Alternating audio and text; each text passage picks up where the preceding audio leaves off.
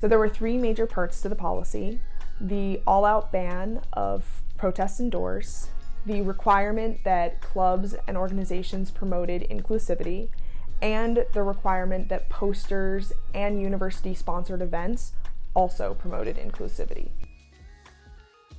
So when we first saw this policy happen, there were a lot of questions that came from the student body and from within us as writers.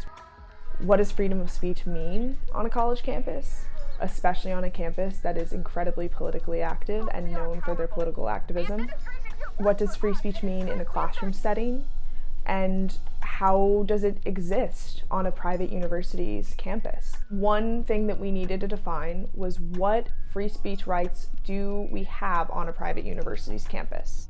Basically, generally speaking, college students, public college students, have the same free speech rights as anybody else.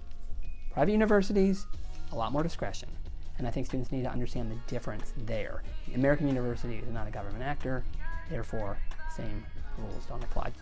With this freedom of speech policy, we're nervous about where the line is. It's a tough call, I think, for administrators to sort of figure out what are we going to allow, what are we not going to allow, where the line is, how do we protect students, but also make sure that our campuses remain a place for robust discussion and views.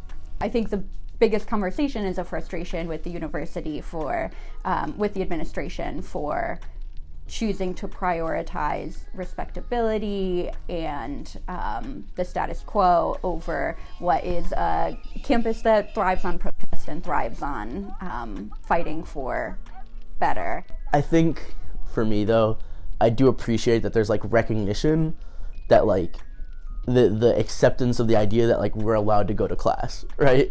Without worrying for our safety. I would not want to be walking around with a Star of David on through a protest. And if the protest was on the quad, or the protest was in front of the president's office, or the protest was on Capitol Hill, I can go avoid that. I have things I have to be in SIS for. And shouldn't I have the freedom to do those things without feeling threatened or being interrupted? Yeah, I get disrupting institutions, but also we are the institution. It's not fair to disrupt the actual processes of the university that all of us are a part of because of your opinion. So the purpose of protest is to disrupt the status quo, to put pressure on those in power to respond to the needs of every person. So how I and our union view protest is as this tool that requires disruption in order to be effective. People in power are not going to make changes or adjust what they're doing if they're able to just see a protest happen, dismiss it, and keep going. There needs to be an element of disruption in order for it to be effective. Everything we do as an organization, we are about challenging power makers and decision makers. And when we don't have the freedom to do that, we can't do anything. A lot of our work is challenging the administration, challenging the fossil fuel industry, people with power and people with the power to censor, and people with the power to dictate what we can and cannot say. So when we don't have the freedom to challenge those people, and when we have restrictions placed against us, we cannot operate as a hub. These new limitations led to conversations about intersectionality.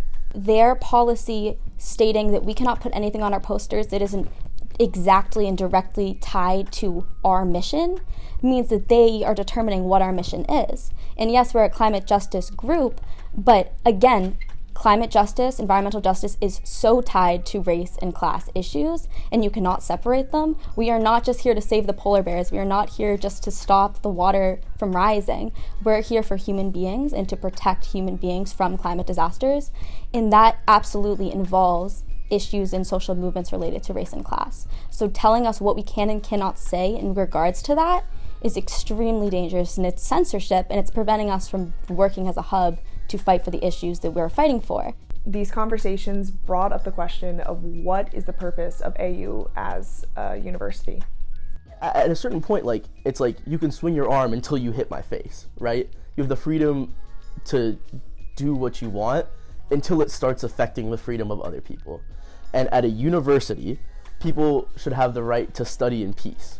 Us as a campus, our campaign, Change Cannot Wait, where we're supposed to be the new change makers and we're supposed to be developing critical thinking skills and expressing our opinions and challenging ideas, when we're not able to do that, especially on the organizational front, but just as students, we cannot be a university that functions. Free speech is not a new concept, but it's clear that our understandings of the application of it have changed. You know, we've had a long tradition in this country going back many years, but especially, you know, during the civil rights era, and as you're seeing now with the Hamas-Israel war, where we've had a long tradition of free speech that tolerates a wide variety of viewpoints, even, you know, viewpoints that some students might find controversial or abhorrent or really vile.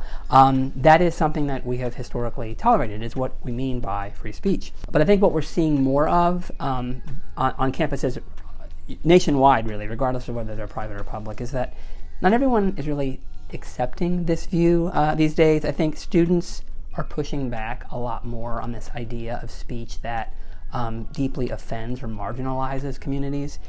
Just because people have a right to speech doesn't mean that they're, like, right. And it doesn't mean that things like that are acceptable in, like, polite society, or that it should be acceptable in our community. American University, again, going back to their Change Can't Wait campaign, their purpose is to produce leaders, produce activists, produce people that are going to go out and fight for what they believe in and make the changes that they feel need to be changed. So when an administration is silencing student voices, when they're censoring student voices, telling them what they can and cannot say, telling them what ideas are acceptable and what are not, it's an extremely dangerous precedent, because then you're sending them out into the real world without those skills. Do it in the quad. Do it in front of the president's office. No one is trying to take that away from anyone. But what we are trying to say is, like, we have a right to, like, study, right? We have a right to participate.